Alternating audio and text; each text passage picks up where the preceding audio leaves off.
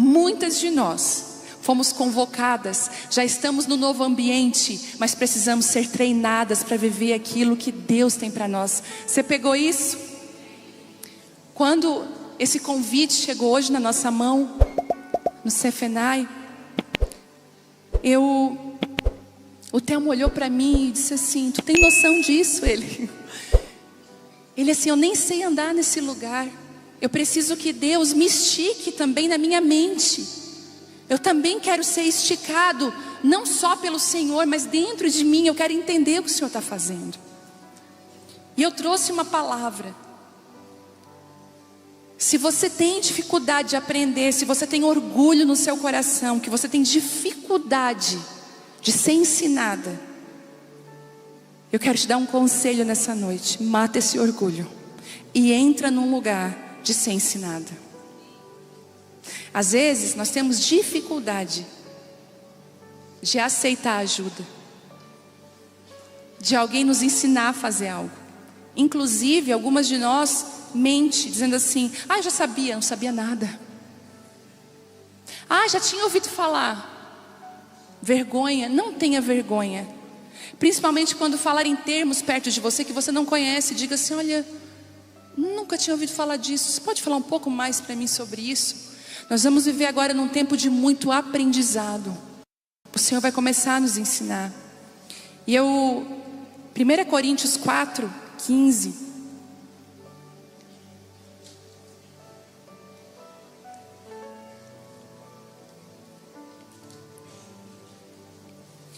Nos fala a importância de um discipulado seguro e maduro, de não formar apenas líderes ou mulheres, né? Ou até olhando para os nossos filhos, mas pais espirituais. 1 Coríntios 4:15 diz assim: pois ainda que tivessem 10.000 mestres em Cristo,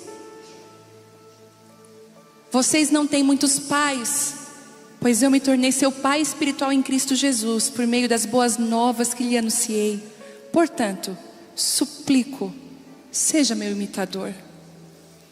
Às vezes, quando você olha para uma palavra dessa de ensino, você pensa: uau, que ensino. Mas não é só um ensino, porque o mestre ensina, mas o pai corrige, ama e anda junto. Ele estava falando assim: olha, eu gerei você. Eu não apenas te ensinei. Eu gosto de uma tradução bíblica que fala assim: ainda que você possa ter 1000 babás em Cristo. Uma babá não é uma mãe. Uma babá nunca vai olhar para o seu filho como você olha. Nunca. Ela não vai fazer aquilo que você faria. E eu quero dizer que esse ensino não se refere a uma professora, mas o Senhor está falando: eu quero que quando você ensine, você seja uma mãe. Que quando você ensine com a sua vida.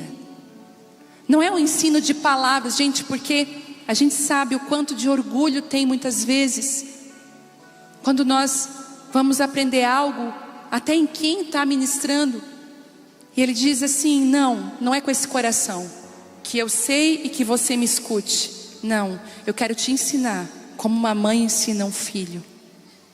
E eu sei que tem mulheres aqui que têm o dom do ensino, e eu declaro que você não é uma babá em Cristo, mas que você é uma mãe espiritual, uma mãe geracional, em nome de Jesus, amém? E eu amo a influência que pessoas que já caminharam têm sobre a nossa vida. Por exemplo, tem mulheres, uma mulher que eu admiro muito, Valnice Milhomens. Eu olho para aquela mulher, para o ensino, alguns ensinos dela, eu fico impressionada com a facilidade que ela tem. Uma gigante na fé. E sabe o que é que eu aprendo? Que eu preciso aprender. Eu preciso aprender com essas pessoas. Eu preciso, inclusive, muitas vezes também aprender como não fazer. Quem anda comigo sabe o que eu faço quando eu vou viajar. quando eu tenho a chance de estar com pessoas que estão na caminhada há muito tempo, eu pergunto assim: como foi até aqui? Faço perguntas. Outro dia um ministério muito grande caiu, e foi muito triste, que quando um ministério assim cai, a gente sabe que tem pessoas que estão debaixo daquela estrutura que sofrem. E eu perguntei para um dos mentores, eu perguntei o porquê que isso aconteceu, e ele falou: olha, por conta disso, disso, disso. Eu anotei no meu celular, eu falei: Deus, me guarda disso. E uma das mentorias mais lindas, da influência mais linda que eu vi, completa na Bíblia, é de Moisés e Josué. Porque Elias e Eliseu, era lindo de ver, né? Elias e Eliseu, ele joga aquela capa, uma porção dobrada sobre Eliseu. Mas quando eu olho para Eliseu, Eliseu vai pegar logo Geazi, que não tinha o coração dele. Tanto que Eliseu nem conseguiu transferir para Geazi. Sabe quem é Geazi? É aquele que está do seu lado só pelo que você pode oferecer. Geazi se aproveita da popularidade. Geazi se aproveita dos despojos. Geazi não tem o coração no que Deus faz, mas no lucro que vai receber. É aquele tipo de pessoa que te ajuda e depois te cobra: mas eu não te ajudei? Ai, Deus. O que é extraordinário no relacionamento de Moisés e Josué é que de um lado nós temos um legislador e um libertador, que é Moisés. Perfeito. Ele libertou o povo. E do outro lado, Josué, um militar estrategista. Eles são diferentes. Moisés não procurou alguém igual a ele, mas procurou alguém com habilidades, porque até Moisés aprendia com Josué. A presença de Deus está muito forte aqui. Josué é chamado de servo de Moisés, que aponta para um aprendizado informal por estar perto. Eu amo isso, o aprendizado do convívio. Gente, eu tenho um pouco de resistência a coisas assim: tal hora vamos estar juntos, deixa eu te ensinar. Eu acho que o maior discipulado que existe é o informal. Quem é aluna do Casa de Isabel aqui? Eu tenho uma live toda terça-feira às 14 horas com elas. Só quando realmente é uma mentoria. Inclusive o Casa Isabel está de portas abertas, tá, gente? 13ª turma. E sempre a live é de 1h, 1h15. Mas eu reservo 30 minutos para conversa informal. Que no começo eu me preocupei. Por quê? Me preocupei assim, ó, de alguém falar: ei, paguei para te depositar conhecimento, vamos lá. Mas foi tão lindo que começou a acontecer, que na minha informalidade e na convivência. Por quê? Tem coisas que eu não posso falar no YouTube. Um corte, eles destroem com a minha vida. Hoje em dia a perseguição mudou, gente, né? A perseguição mudou. Teve um site com não sei quantos milhões de seguidores, publicou o primeiro beijo da Vitória. Ele foi, inclusive, o moço que escreveu, ele foi muito educado. Olha isso, né? Mas se você for ver os comentários, são horríveis. Eu repreendi cada um deles. Mas a gente percebe isso, sabe? O que eu estava falando? Da live. É porque é muita coisa na minha cabeça para trazer. E na live eu falo. E aí uma aluna e outra começaram a vir: pastora, nunca para desses nossos 20, 30 minutos de informalidade. Que tu conta que brigou, conta que quebrou, conta que fez. Porque como a gente aprende com as tuas respostas, com as atitudes. E como eu aprendo com elas ali nas conversas.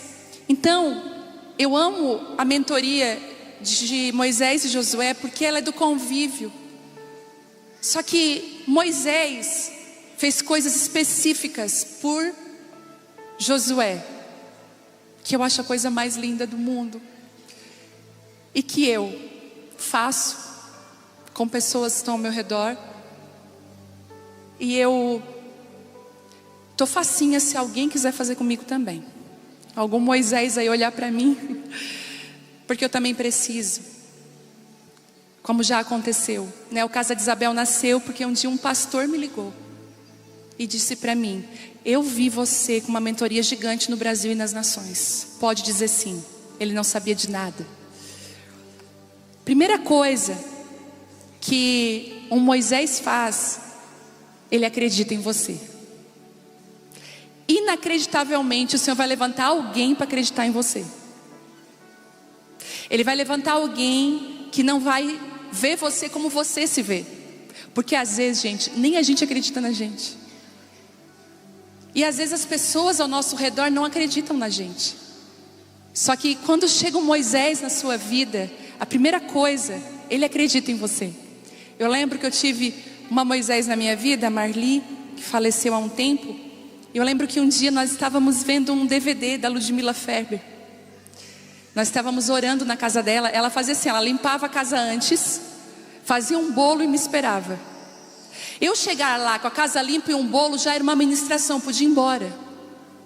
Porque eu lembro que naquela fase a Vitória era pequena e a minha casa estava assim. Mas o exemplo dela, eu lembro que ela dizia assim, eu areei o banheiro. Tu imagina o banheiro dessa mulher? Ela me ensinou muito como cuidar da casa. E eu lembro de um dia nós estávamos vendo e nós orando, eu e ela, com aquele DVD tocando. E ela, ai, o Senhor está me dizendo, Ele vai te colocar na frente de uma multidão de mulheres. Ela assim, eu olho para a TV, não vejo ela, eu vejo você. Eu te vejo com o microfone na mão ministrando para uma multidão de mulheres. Vive, Deus vai fazer isso nos anos que estão por vir. Para vocês terem noção, em 2018 eu estou dentro do carro, ela me liga chorando. Ela disse, eu estou passando roupa e o Senhor mostrou um devocional teu que vai explodir no Brasil, vai ser best-seller. Eu nem sabia o que eu ia escrever, porque um Moisés acredita em você. Em Êxodo 17 diz assim, Êxodo 17, 18. Hoje nós vamos caminhar bem pela Bíblia em Êxodo. Se você não quiser abrir para se ligar, para ser mais rápido. Quando os israelitas ainda estavam em Refidim, os guerreiros de Amaleque os atacaram. Moisés ordenou a Josué. Ele acreditou em Josué. Ele disse assim, escolha homens para sair e lutarem contra o exército de Amaleque. Amanhã eu vou ficar no alto da colina segurando a minha mão com a vara de Deus. Josué fez o que Moisés lhe ordenou e lutou contra o exército de Amaleque. Moisés, Arão e Hur subiram até o topo de uma colina que ficava perto dali. E quando Moisés mantinha os braços erguidos, os israelitas tinham vantagem. Quando baixava os braços, a vantagem era dos amalequitas. Os braços de Moisés, porém, logo se cansaram. Então Arão e Hur encontraram uma pedra para Moisés se sentar, e um de cada lado mantiveram as mãos dele erguidas. Assim, as mãos permaneceram firmes até o pôr do sol. Como resultado, Josué aniquilou o exército de Amaleque na batalha. E olha o que Deus fala para Moisés: escreva isso no rolo como uma lembrança permanente e leia em voz alta para Josué. E aí Moisés chega para Josué e diz assim: Josué, o Senhor disse, eu apagarei toda e qualquer recordação de Amaleque debaixo do céu. E ele falou mais, e ali construiu um altar e chamou de Javé Nissi, e disse: uma mão foi erguida perante o trono do Senhor de geração em geração. O Senhor guerreará contra os amalequitas. Moisés tem o poder de pegar Josué e transferir ele para uma dimensão espiritual que ele ainda não estava acostumado. Sabe aquelas mulheres do coque da oração? Te agarra com uma delas.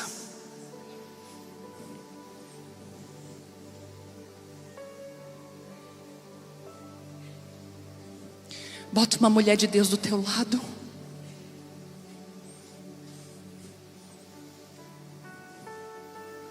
Elas têm altares, histórias, decretos.